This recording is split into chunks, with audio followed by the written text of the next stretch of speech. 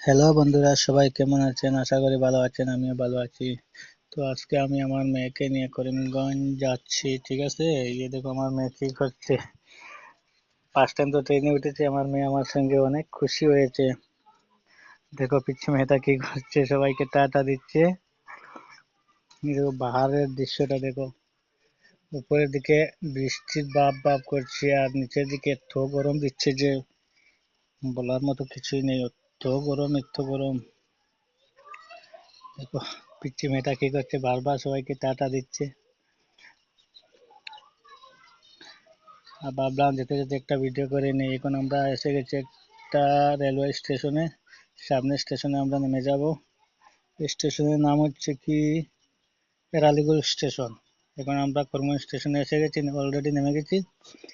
তারপর আমরা যাব ডক্টরের কাছে। আমার মেয়েকে একটু ডক্টর দেখাতে হবে, মেয়েটার শরীরটা একটু অসুস্থ আছে, খাওয়া দাওয়া ঠিক মতো করতে পারে